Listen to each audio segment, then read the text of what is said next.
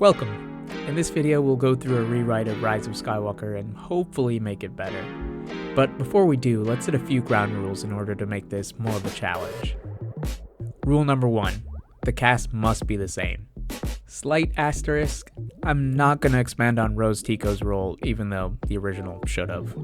Also, second asterisk, I am able to remove or change minor actors' roles. That being said, this script won't have a few characters in it. No Han Solo, he's unnecessary and costs a lot of money. No Leia, I'm not interested in posthumously using her. And no Knights of Ren because they're dumb and suck. Rule number 2, Ben Solo, Kylo Ren, must be redeemed. And dead by the end of the movie. And rule number 3, somehow Palpatine must return. Also, as a little aside, I'm changing the title. No more Rise of Skywalker. This version of the movie is called Heir to the Empire. Got it? Great. Let's go. In our opening crawl, we learned that the New Republic has lost most of its power, the First Order is encroaching on New Republic territory uninhibited, the Resistance has fragmented into multiple guerrilla splinter groups, Leia has passed away, and Lando leads the main group of rebels from their new base on Dantooine. We open on Dantooine with Finn and Poe at said rebel base in the restored ruins of an old Jedi temple. They head into the heart of operations, and here we meet a few characters who we'll probably not see for the rest of the movie. Rose Tico is doing her assistant thing, unfortunately. Chewbacca is wookieing around, all of J.J. Abrams' pals show up to say one line and collect their paychecks. Finn and Poe enter a meeting with Lando, learning the narrative thrust of the movie. The Resistance has been contacted by someone who has information on a First Order operation known only as Project Immortal. Poe suggests striking at the heart of the First Order instead of this random quest, but is rejected. The Supreme Leader, Kylo Ren, and his council of cronies haven't been seen for some time. Without intelligence, the Resistance is just fighting random battles across the galaxy. So Lando's orders are clear.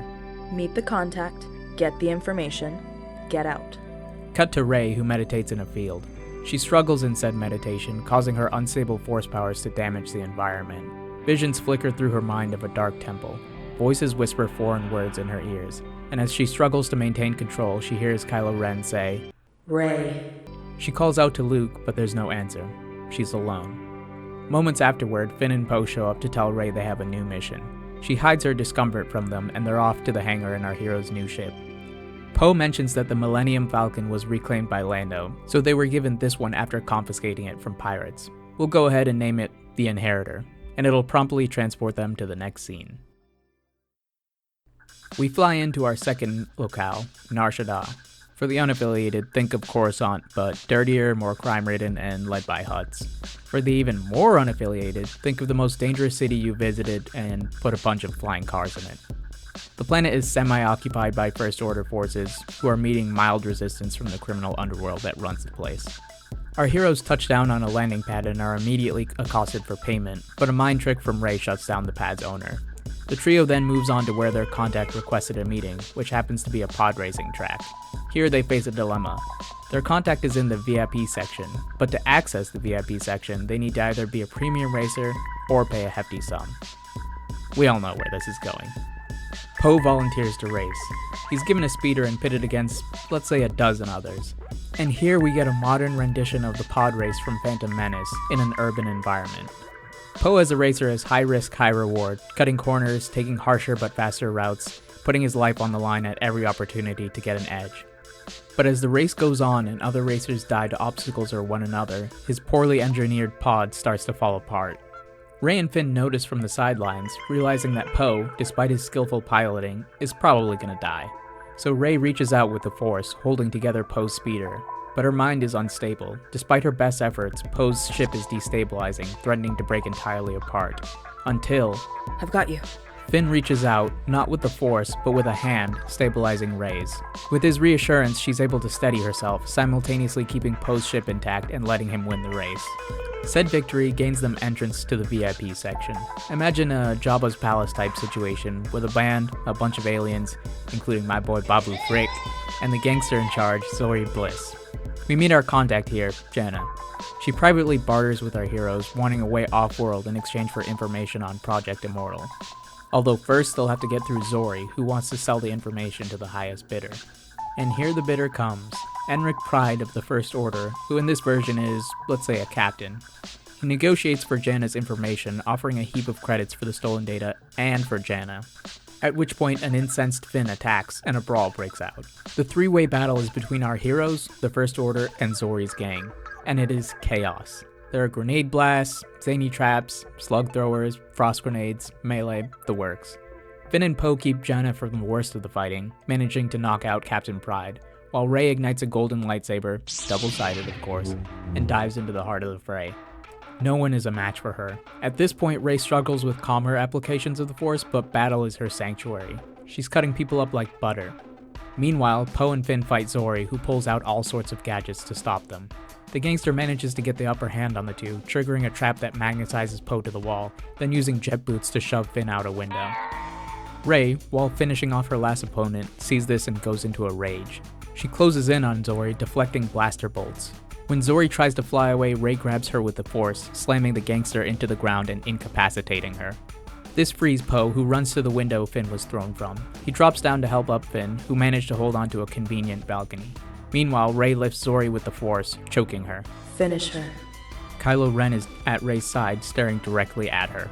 She deserves it. We see Rey's fury, but she hesitates. Zori offers her money. In the background, Finn is calling for Rey to stop, but both are muted. Only Kylo's voice holds any weight. Here, let me show you. Kylo puts his hand over Rey's and begins to close it. Zori claws at her neck. The shot makes Zori go limp. Rey turns around, seeing Poe with a smoking gun. Oh. Oops. We weren't gonna kill her? Rey looks for Kylo, but he's gone. She sees Finn instead, hugging him, relieved to find out he's alive and unhurt. Before reinforcements arrive, the gang collects Pride and Janna and returns to their ship, the Inheritor. On the way, our crew negotiates a new deal with Janna. In exchange for her taking them to the location of Project Immortal, they'll take her to the Resistance. She accepts. Also, Babu Frick survives, in case you were wondering. In transit to our next planet, we cycle through a few scenes. Poe relays information to Lando, who in turn tells him about the Resistance gathering forces for a major offensive. When Poe requests reinforcements for their own mission, he's denied. Finn interrogates Pride, though he refuses to stoop to using torture. Pride gives away nothing, calling Finn a coward and a traitor. Rey, despite seeking solitude, is pestered by Janna, who seems to worship her. Rey is uncomfortable with this level of attention, mentioning how she gets the same from the Resistance wherever she goes. Our interlude is brief, however, because we've reached the next planet, Naboo. For the unaffiliated, think Earth. It's just Earth. Anyway, the planet is under First Order blockade. There's a sea of civilian and military ships in orbit, making traffic in and out tediously slow. Our heroes use a false ID to get on-world, heading to coordinates given by Janna. During their flight, we see the extent of the First Order occupation. There's burned woodlands, industry taking over nature, and First Order bases everywhere. The Inheritor flies to one such base, which sits atop a lake in a forest. And here Finn decides the plan. The group will masquerade as bounty hunters who have secured intel on the Resistance, with Captain Pride as their handler. Upon arrival, they use Pride to gain entrance and are met by an additional escort of stormtroopers. Poe keeps Pride close, warning that he'll shoot him if he tries anything funny. Inside the base is a massive laboratory. There's scientists and experiments and gargantuan machines everywhere with technology that looks like the Kaminoan stations from Attack on the Clones. It's a trap. Again, Kylo Ren is at Rey's side. Hux knows you're here. Rey immediately warns the others. Finn and Janna want to retreat. Poe wants to stay. But the choice is robbed from them when the doors close behind them. While from a second-floor observation room, Hux appears, talking over the station's comms. Men, exterminate this scum. Droids, stormtroopers, and flametroopers invade the chamber, sending scientists scattering. Poe uses Pride as a human shield, but the stormtroopers just shoot and kill him. Our heroes fight amidst robotic assembly lines, liquid canisters, centrifuges, and scientific equipment. At one point, Finn shoots a grenade out of the air, setting off sprinklers. Poe hides behind a droid, using its arm cannon to take down enemy troopers. Rey uses the Force to firebend when flame troopers attack her, turning fire on her foes. The day is eventually won, but the lockdown is still on.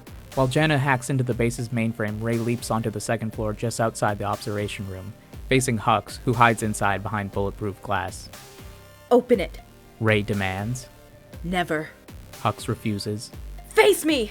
Rey shouts. Why would I? Hux asks. Reinforcements attack Finn and Poe, who defend Jenna as she hacks. Meanwhile, Rey taps into the Force, assaulting Hux's mind, and we see the two struggle in mental battle, one trying to break, the other trying not to be broken. He can't hide forever. Kylo says. Rey! Finn shouts.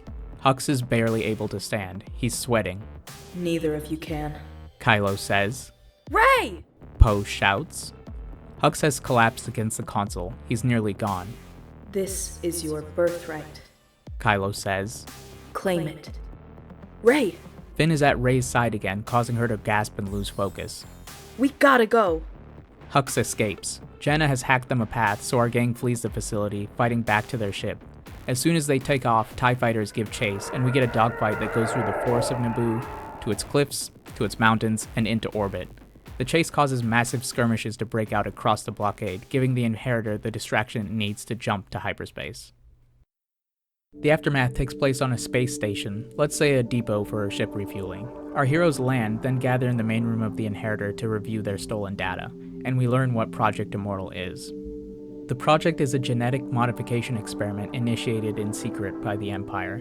Geneticists took Palpatine's DNA, implanting it into scores of unknowing pregnant women across multiple worlds. Their goal was to create 3 parent children, seeding Palpatine's legacy throughout the galaxy. And Rey is one of these children. The revelation divides the crew. Janna is disgusted, wanting nothing more to do with Rey. She immediately disembarks to find another route away from the war. Finn, on the other hand, doesn't feel any differently, while Poe is angrier about the events on Naboo. You should have killed Hux when you had the chance. Rey, despite her shock, responds. That's not the way of the Jedi. You're not a Jedi. Poe points out. This project proves it. You're a weapon, and weapons kill. Rey is hurt. The group splits to separate parts of the ship. Finn works on repairs. Poe contacts Lando to report in, though he chooses not to reveal Rey's parentage. We learn along with him that the Resistance is losing ground. Rey tries to meditate, but visions of the Dark Temple plague her. You know where to find me. Kylo tells her from the room's shadows. Join me. Before she can respond, Finn enters the room from the bright hallway. He sits with Rey and comforts her by expressing how they've both been made to be something they're not.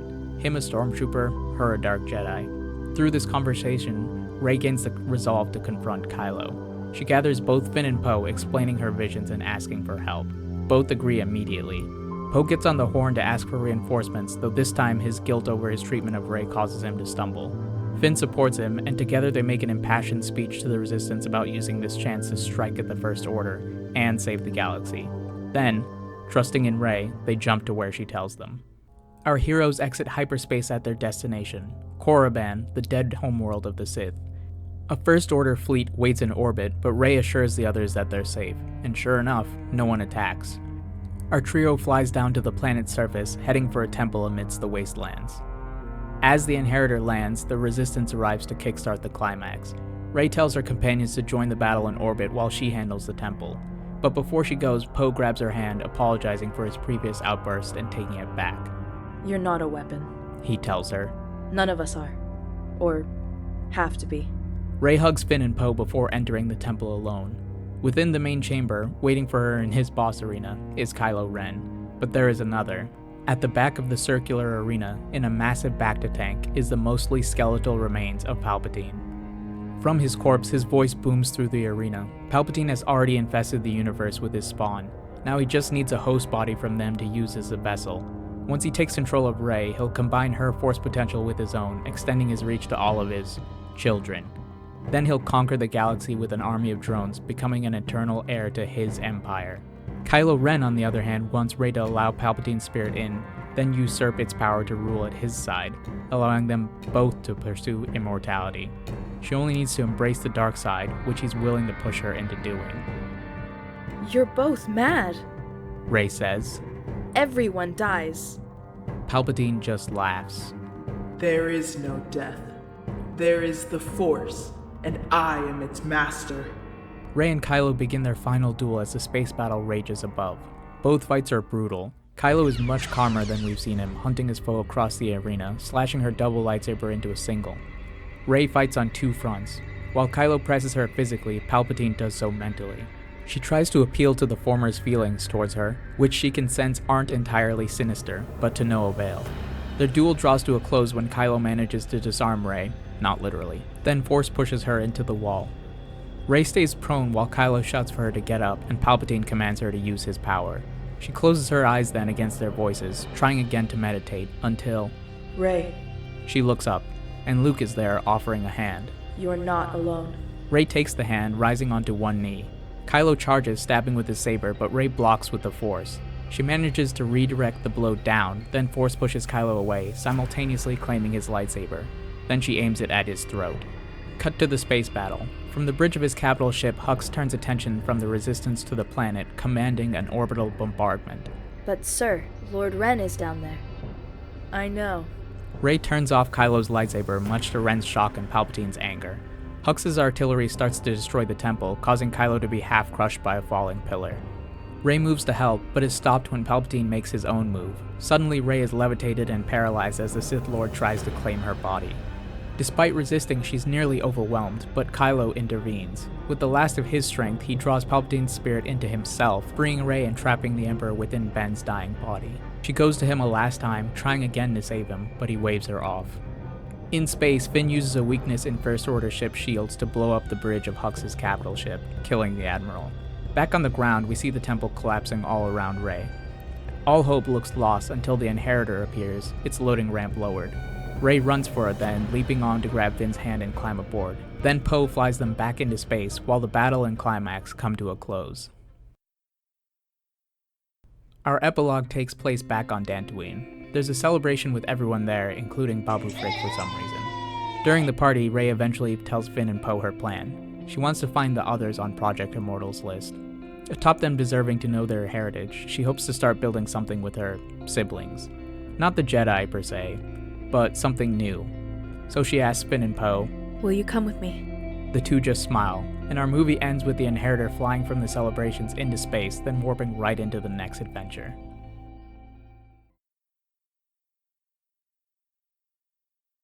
Okie dokie, that is my rewrite of The Rise of Skywalker. Or in this version, you can call it Heir to the Empire. Most of my changes were to the characters, so I think it'll be easiest to explain them through that lens. Let's kick it off with Rey. This rewrite follows a similar arc to the actual movie, in that Rey's journey is about found family. But Rise of Skywalker aligns Rey firmly with the Skywalkers, who are all dead. I didn't like that. I don't like the idea of retreading old ground and returning to the familiar. So I wanted Rey's family to be the people around her, namely Finn and Poe, her bros. That way, instead of looking backward, the trilogy can end with Rey, and our audience, looking forward to these new characters and new stories. It's no secret that Rise of Skywalker did Finn dirty, so anything would have been better than what we got. With this arc, I wanted to focus on Finn being the quote-unquote heart of the team. He embodies the best parts of the Resistance and the best parts of our heroes, and as such, I wanted him to be a leader and moral compass, in contrast to the movie where he just screams Rey a lot. For Poe, I actually think Rise of Skywalker also did him dirty. Again, it retread old ground by giving him a Han Solo-esque smuggler past, then did nothing with him. I wanted to characterize him as someone unique from everyone else, but still true to the past two movies. So I portrayed Poe as more of a morally gray soldier. I didn't go into it with this script, but I think it'd be cool to explore his past a little as well. Maybe he lost his parents to the First Order, or lost a lover to them, or something. Anything to add depth beyond him just being a good pilot. Lastly, for our heroes we have Luke, who had a much smaller role than in the original. I don't think Force Ghosts should overstay their welcome, so I'd prefer if their actions were teeny tiny. Okay, on to the bad boys. Kylo Ren. I didn't want his redemption to be something drawn out or even clear-cut like in the movie. The redemption in this rewrite is a spur-of-the-moment act, and can be interpreted as either spite toward Palpatine or compassion toward Rey. I think either works better than what we got. And lastly, everyone's favorite Grandpa. The shift here was intentionally sinister. I think Palpatine is someone who wouldn't ever have children because he doesn't believe in legacy. He's the ultimate narcissist. Vader wasn't his heir, he was his tool. Same with Kylo. Same with Rey. Palpatine doesn't have children or even allies, just subjects. But enough pontificating from me. What'd you think? Any changes of your own to my script or the original? Should Babu Frick have been in the finale? Or the rest of the movie? Or be the main character? Drop a comment below, and leave a like if you got this far. And as for my next rewrite, we'll be gathering 7 sacred artifacts to make a wish. Until then though, cheers.